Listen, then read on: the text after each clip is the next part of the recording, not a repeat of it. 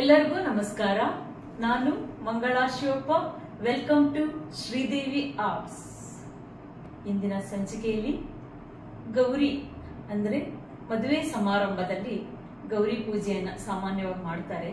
ಹಾಗೇನೆ ಗೌರಿ ಹಬ್ಬ ಬಂದವಾಗಲೂ ಕೂಡ ಗೌರಿಯನ್ನ ಅಮ್ಮನವರಿಗೆ ಸ್ಯಾರಿ ಉಡಿಸ್ಬಿಟ್ಟು ಹೇಗೆ ರೆಡಿ ಮಾಡೋದು ಅನ್ನೋದನ್ನ ಇಂದಿನ ಸಂಚಿಕೆಯಲ್ಲಿ ನೋಡೋಣ.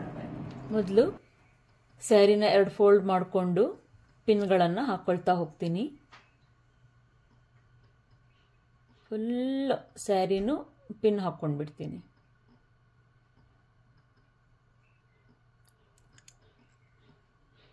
ಬಾರ್ಡರ್ ಸೈಡಲ್ಲಿ ನಾನು ಪಿನ್ಗಳನ್ನೆಲ್ಲ ಕೊನೆಯವರೆಗೂ ಕೂಡ ಪಿನ್ಗಳನ್ನು ಹಾಕಿಟ್ಕೊಳ್ತೀನಿ. ಆಮೇಲೆ 1 ಮೀಟರ್ ಅಷ್ಟು ಬಿಟ್ಕೊಂಡು, ಅಂದರೆ ಕೊಡಪಾನಕ್ಕೆ ಸುತ್ತಲಿಕ್ಕೆ ಬೇಕಲ್ವಾ, ಸೊ 1 ಮೀಟರ್ ಅಷ್ಟು ನಾನು ಬಿಟ್ಕೊಂಡು ಆಮೇಲೆ ನೆರಿಗೆಗಳನ್ನು ತೆಗೆದುಕೊಳ್ತಾ ಹೋಗ್ತೀನಿ. ಹಿಂದಿನ ವಿಡಿಯೋದಲ್ಲಿ ನಾನು ನಿಮಗೆ ಆಗಲೇ ಹೇಳಿದ್ದೀನಿ, ತೋರಿಸಿದ್ದೀನಿ ನಾನು ಹೇಗೆ ಸ್ಯಾರಿ ಡ್ರಾಪಿಂಗ್ ಮಾಡ್ತೀನಿ ಅಂತ ಹೇಳಿ. ಅದೇ ಥರನೇ ಇದಕ್ಕೂ ಕೂಡ ನೆರಿಗೆಗಳನ್ನೆಲ್ಲ ತೆಗೆದುಕೊಳ್ತಾ ಹೋಗ್ತೀನಿ. ಆದರೆ ಜಾಸ್ತಿ ತೊಗೊಳ್ತೀನಿ ನಾನು ಈ ಆರ್ಟಲ್ಲಿ. ನಾನು ಈ ದೇವಿಗೆ ಸ್ಯಾರಿ ಉಡಿಸೋವಾಗ ಸ್ವಲ್ಪ ನೆರಿಗೆಗಳನ್ನು ಜಾಸ್ತಿ ತೆಗೆದುಕೊಳ್ತೀನಿ. ಆಮೇಲೆ ಈಗ ಏನು ನಾವು ಸೆರಗಿನ ಪಾರ್ಟಲ್ಲೂ ಕೂಡ ನಾನು ನೆರಿಗೆಗಳನ್ನು ಮಾಡಿ ಅದಕ್ಕೂ ಕೂಡ ನಾನು ಪಿನ್ಗಳನ್ನು ಹಾಕ್ಕೊಳ್ತೀನಿ. ಈಗ ನೋಡಿ, ಎಲ್ಲ ನೆರಿಗೆಗಳನ್ನೆಲ್ಲ ಸರಿ ಮಾಡಿಕೊಂಡು ನಾನು ಪಿನ್ನನ್ನು ಹಾಕ್ಕೊಳ್ತೀನಿ. ಇದಕ್ಕೂ ಕೂಡ ನಾನು ಸೆರಗೇನು ಹಾಕೋದಿಲ್ಲ, ಬ್ಲೌಸ್ ಬೇರೆಯೇ ಹಾಕ್ತೀನಿ. ಸೊ ಆದರೂ ಕೂಡ ಹಿಂಭಾಗಕ್ಕೆ ನಾನು ಇದೇ ಏನು ಸೆರಗಿನ ಪಾರ್ಟ್ ಇದೆಯಲ್ಲ, ಇದನ್ನು ನಾನು ಹಿಂಭಾಗಕ್ಕೆ ನೀಟಾಗಿ ಪಿನ್ ಮಾಡಿ ಹಾಕ್ಕೊಂಡ್ಬಿಡ್ತೀನಿ. ಈಗ ನೋಡಿ, ಸೆರಗಿನ ಪಾರ್ಟ್ ಆಯಿತು, ನೆರಿಗೆಗಳಾಯಿತು. ಕೊಡಪಾನಕ್ಕೆ ಉಡಿಸ್ಲಿಕ್ಕೆ ಸ್ಯಾರಿನ ಈ ರೀತಿ ನಾನು ಫಸ್ಟ್ ರೆಡಿ ಮಾಡಿ ಇಟ್ಕೊಳ್ತೀನಿ. ಕೊಡಪಾನಕ್ಕೆ ಸುತ್ತಲಿಕ್ಕೆ 1 ಮೀಟರ್ ಅಷ್ಟು ನಾನು ಸ್ಯಾರಿನ ಮುಂಭಾಗಕ್ಕೆ ಬಿಟ್ಕೊಂಡಿದ್ದೀನಿ. ಸ್ಟಾರ್ಟಿಂಗ್ ಸ್ಯಾರಿ ಅಂತ ಈಗ ನಾನು ಏನು ಕಿಟ್ ಮಾಡ್ಕೊಂಡಿದ್ನಲ್ಲ, ಈ ಕಿಟ್ಟಿಗೆ ನಾನು ಈ ರೀತಿ ಒಂದು ದಿಂಬನ್ನು ಮಾಡಿಟ್ಕೊಂಡಿದ್ದೀನಿ. ಏಕೆಂದರೆ ನಾನು ಬೇರೆ ಬೇರೆ ಅಲಂಕಾರಗಳನ್ನು ಮಾಡೋವಾಗ ನನಗೆ ಬೇಕಾಗತ್ತೆ ಮ್ಯಾಟು, ಬೆಡ್ಶೀಟು, ಇದನ್ನೆಲ್ಲ ನಾನು ಹುಡುಕಿ ತಗೊಳ್ಳೋದಕ್ಕಿಂತ ಬದಲಾಗಿ ನಾನು ಈ ಥರ ಮ್ಯಾಟ್ ಇದು ಬೇಡ ಅಂದ್ಬಿಟ್ಟು ನಾನು ಈ ಥರ ರೋಲ್, ಅಂದರೆ ಈಗ ಬಟ್ಟೆ ಅಂಗಡಿಗಳಲ್ಲಿ ಕೇಳಿದರೆ ಅವ್ರು ಕೊಡ್ತಾರೆ, ಟೈಲರಿಂಗ್ ಹತ್ರ ಕೇಳಿದರೆ ಅವ್ರು ಕೊಡ್ತಾರೆ, ಅವ್ರ ಹತ್ರ ನಾನು ತೊಗೊಂಡು ಬಂದು ಈ ಥರ ನಾನು ದಿಂಬನ್ನು ಮಾಡಿ ಇದನ್ನು ಕಟ್ಕೊಳ್ತೀನಿ. ಅದಾದಮೇಲೆ ಈ ಸ್ಪಾಂಜಿಗೆ ಒಂದು ಸೈಡಲ್ಲಿ ನಾನು ದಾರನ ಕಟ್ಕೊಂಡಿದ್ದೀನಿ. ಈಗ ಇನ್ನೊಂದು ಸೈಡಲ್ಲಿ ನಾನು ದಾರನ ಕಟ್ಕೊಳ್ತಾ ಇದ್ದೀನಿ. ನೋಡಿ,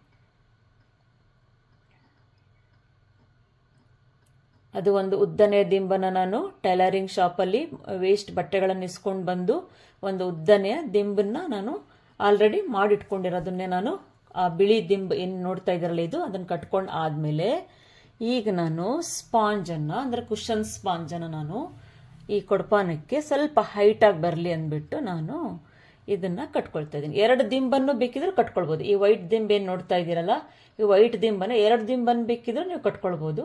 ನಾನು ಒಂದು ಸ್ಪಾಂಜ್ ಕಟ್ಕೊಳ್ತಾ ಇರೋದು ಏನಕ್ಕಂದ್ರೆ ನೆರಿಗೆಗಳನ್ನು ಹಾಕ್ತೀನಲ್ಲ, ಅಲ್ಲಿ ಗುಂಡ್ಪಿನ್ ಹಾಕ್ಬೋದಲ್ಲ, ಅದಕ್ಕೋಸ್ಕರ. ಆಮೇಲೆ ಈ ನೆರಿಗೆಗಳನ್ನೆಲ್ಲ ಮಾಡ್ಕೊಂಡಿದ್ದಕ್ಕೆ ನಾನು ದಾರದಲ್ಲಿ, ಇಲ್ಲಿ ಕಾಣಿಸುತ್ತೆ ನೋಡಿ, ದಾರದಲ್ಲಿ ನಾನು ಅದನ್ನು ಕಟ್ಕೊಂಡಿದ್ದೀನಿ. ಸೂಜಿ ದಾರದಿಂದ ಅದನ್ನು ಆ ನೆರಿಗೆಗಳನ್ನೆಲ್ಲ ಹೊಲ್ಕೊಂಡು ಆಮೇಲೆ ನಾನು ಕೊಡಪಾನಕ್ಕೆ ಸ್ವಲ್ಪ ಮೇಲ್ಭಾಗಕ್ಕೇನೆ ನಾನು ಇದನ್ನು ಕಟ್ಕೊಂಡ್ಬಿಡ್ತೀನಿ, ಟೈಟಾಗಿ ಕಟ್ಕೊಂಡ್ಬಿಡ್ತೀನಿ. ಯಾಕೆಂದರೆ ಬಿದ್ದೋಗ್ಬಾರ್ದಲ್ಲ, ಸೊ ಹಾಗಾಗಿ ನಾನು ಟೈಟಾಗಿ ಕಟ್ಕೊಂಡಿದ್ದೀನಿ.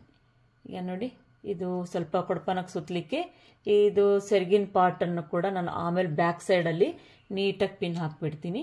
ಇದನ್ನು ನಾನೀಗ ನೆರಿಗೆಗಳನ್ನೆಲ್ಲ ಸರಿ ಮಾಡ್ಕೊಳ್ತಾ ಬರ್ತೀನಿ. ಈಗ ನೆರಿಗೆಗಳೆಲ್ಲ ಸರಿ ಮಾಡ್ಕೊಳ್ತೀನಿ, ಒಂದೊಂದು ಹಾಗೆ ನೀಟಾಗಿ ಸರಿ ಮಾಡಿಕೊಂಡು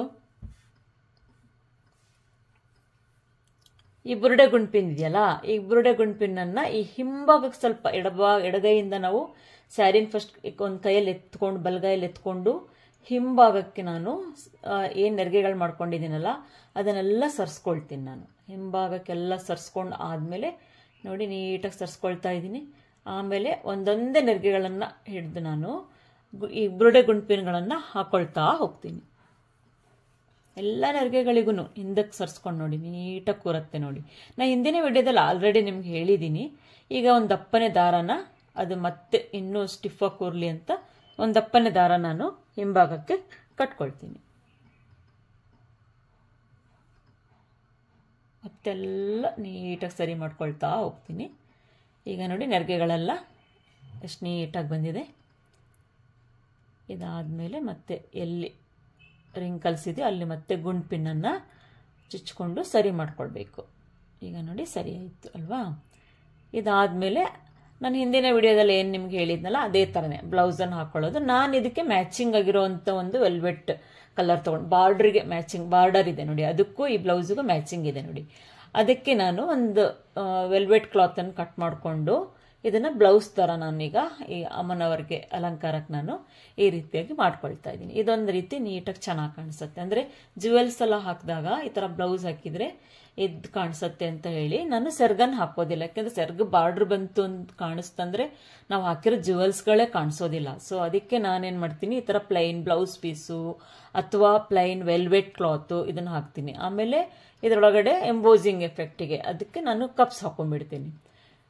ಅಂದರೆ ಜ್ಯುವೆಲ್ಸ್ ಎಲ್ಲ ಹೈಲೈಟಾಗಿ ಕಾಣಿಸ್ಲಿ ಅಂದ್ಬಿಟ್ಟು ನಾನು ಈ ಥರ ಕಪ್ಸನ್ನು ಒಳಗಡೆ ಹಾಕಿಬಿಟ್ಟು ಆಜು ಬಾಜು ಸೈಡ್ ಏನು ಗ್ಯಾಪ್ ಬರುತ್ತಲ್ಲ ನಾನು ಅಲ್ಲಿ ಪಿನ್ಗಳನ್ನು ಹಾಕಿ ಅಲ್ಲಿ ಟೈಟ್ ಮಾಡ್ಕೊಂಡ್ಬಿಡ್ತೀನಿ. ನಾನು ಆ ಕಡೆ side right side left side ಎರಡೂ ಸೈಡು ನಾನು ಪಿನ್ಗಳನ್ನು ಹಾಕ್ಕೊಂಡು ಆದಮೇಲೆ ಕೈಗಳನ್ನು ಏನು ಗೆಜ್ಜೆ ಮಾಡ್ಕೊಂಡಿದ್ನಲ್ಲ ಅದನ್ನೇ ನಾನು ಕೈ ತೋಳಿಗೆ ತೋಳು ಬಂದಿದ್ದ ಥರ ಹಾಕಿ ಕೈಯನ್ನು ನಾನು ಆ ಕೋಲಿಗೆನ ಈಗ ಹೊಲ್ಕೊಳ್ತಾ ಇದ್ದೀನಿ ನೋಡಿ.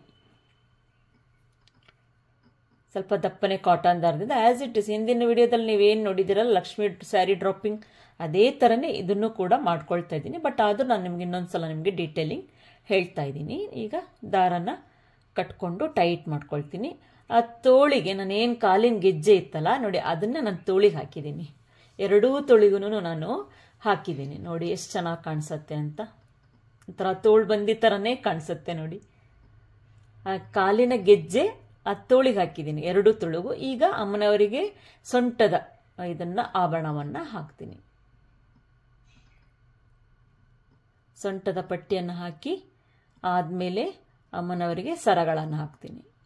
ಎಲ್ಲ ನಾನು ಆದಷ್ಟು ದೊಡ್ಡ ದೊಡ್ಡ ಸರಗಳನ್ನೇ ಚಾಯ್ಸ್ ಮಾಡಿ ಇಟ್ಕೊಳ್ತೀನಿ. ಏನು ಹಿಂದಿನ ವರಮಹಾಲಕ್ಷ್ಮಿ ಸ್ಯಾರಿ ಡ್ರಾಪಿಂಗಲ್ಲಿ ನಾನು ಏನು ಮಾಡಿದ್ನಲ್ಲ ಸೇಮ್ ಅದೇ ರೀತಿಯೇ ನಾವು ಸೆಟ್ಟಿಂಗ್ ಮಾಡ್ಕೊಳ್ತಾ ಹೋಗಬೇಕು. ಸರಗಳನ್ನಾಗಲಿ ಕೈಯನ್ನು ನಾವು ನಾನು ಇದರಲ್ಲಿ ಈ ಗೌರಿ ಅಲಂಕಾರದಲ್ಲಿ ಕಾಲಿನ ಗೆಜ್ಜೆಯನ್ನು ತೋಳು ಬಂದಿಯಾಗಿ ಹಾಕಿದ್ದೀನಿ. ಸ್ವಲ್ಪ ಚೇಂಜಸ್ ಮಾಡಿದ್ದೀನಿ ಅಷ್ಟೇ. ಈಗ ನೋಡಿ ಸರಗಳೆಲ್ಲ ನೀಟಾಗಿ ಹಾಕ್ಕೊಳ್ತಾ ಹೋಗ್ತೀನಿ. ಇದು ಒಂದು ಪದಕ, ಇದು ಒಂದು ಕಾಸಿನ ಸರ ಹಾಕ್ಕೊಳ್ತಾ ಇದ್ದೀನಿ, ಲಕ್ಷ್ಮೀ ಕಾಸಿನ ಸರ. ಇದು ಕೂಡ ಒಂದು ಮುತ್ತಿನ ಸರ. ಅದನ್ನು ಎಷ್ಟು ಬೇಕಷ್ಟೆ ಮೆಜರ್ಮೆಂಟಿಗೆ ತಕ್ಕಂಗೆ ಸರಗಳನ್ನೆಲ್ಲ ನಾನು ಹಾಕ್ಕೊಂಡು ನೀಟಾಗಿ ಕ್ಲೀನಾಗಿ ಅಡ್ಜಸ್ಟ್ಮೆಂಟ್ ಮಾಡ್ಕೊಂಡ್ಬಿಡ್ತೀನಿ ಅಲ್ಲೇ. ಆಮೇಲೆ ಅದೇ ಗೋಲ್ಡ್ ಏನು ಹಿಂದಿನ ಅಲಂಕಾರದಲ್ಲಿ ಲಕ್ಷ್ಮಿ ಅಲಂಕಾರದಲ್ಲಿ ಹಾಕಿದ್ನಲ್ಲ ರಬ್ಬರ್ ಬೆಂಡ್ ಹಾಕಿ ಟೈಟ್ ಮಾಡ್ಕೊಳ್ತೀನಿ. ಆಮೇಲೆ ಮಣಿ ಸರ, ಮಣಿ ಅಂದರೆ ಬಳೆ ಮಾಡ್ಕೊಂಡಿದ್ದೀನಿ ನಾನು. ದೇವಿ ಆಭರಣವನ್ನೇ ನಾನು ಮಾಡಿ ಇಟ್ಕೊಂಡ್ಬಿಟ್ಟಿದ್ದೀನಿ. ಈ ಥರ ನಾನು ಕ್ಯಾಪ್ ಹಾಕಿ ರಬ್ಬರ್ ಬೆಂಡಿಂದ ಲಾಕ್ ಮಾಡಿಕೊಂಡು ಏನು ಮಣಿಯ ಒಂದು ಬಳೆಯನ್ನು ನೀವೇನು ನೋಡಿದ್ದೀರಲ್ಲ ಆ ಬಳೆಯನ್ನು ನಾನು ಎರಡೂ ಕೈಗಳಿಗೂ ಹಾಕ್ತೀನಿ.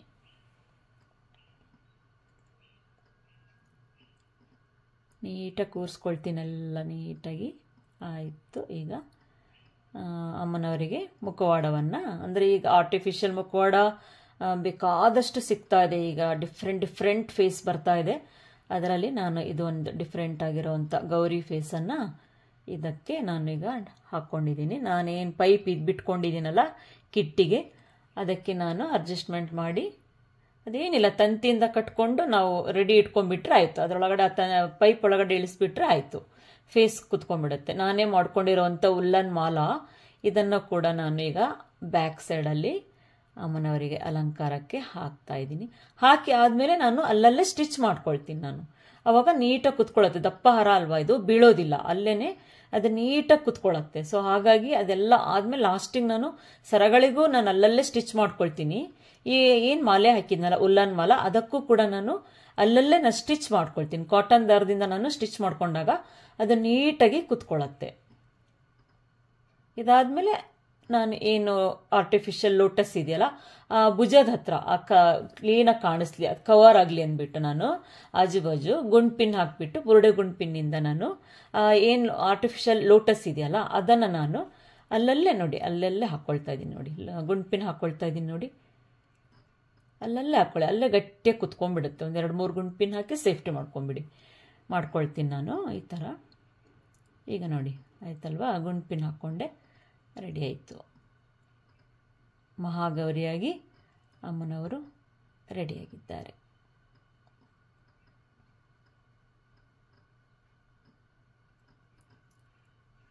ಎಷ್ಟು ಪ್ರಶಾಂತವಾಗಿ ಕುಳಿತಿದ್ದಾರೆ ನೋಡಿ ಅಮ್ಮನವರು.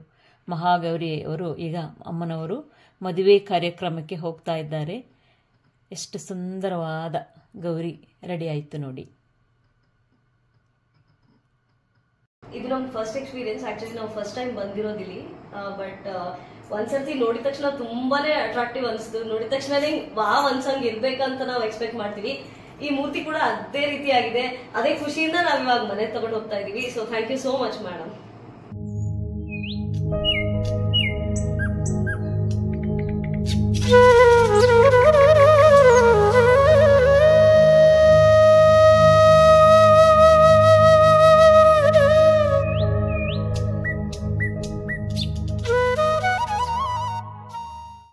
ಮದುವೆ ಸಂಭ್ರಮಕ್ಕಾಗಿ ಮಹಾಗೌರಿಯನ್ನ ಹೇಗೆ ರೆಡಿ ಮಾಡ್ತೀನಿ ಅನ್ನೋದನ್ನ ನೀವೆಲ್ಲರೂ ನೋಡಿದ್ದೀರಿ. ಈ ಸಂಚಿಕೆ ನಿಮಗೆ ಇಷ್ಟವಾದಲ್ಲಿ ಲೈಕ್ ಮಾಡಿ, ಶೇರ್ ಮಾಡಿ, ಕಮೆಂಟ್ ಮಾಡಿ. ಹಾಗೇನೆ ದಯವಿಟ್ಟು ಎಲ್ಲರೂ ಸಬ್ಸ್ಕ್ರೈಬ್ ಮಾಡ್ಕೊಳ್ಳಿ ಅಂತ ಕೇಳ್ಕೊತೀನಿ. ಧನ್ಯವಾದಗಳು.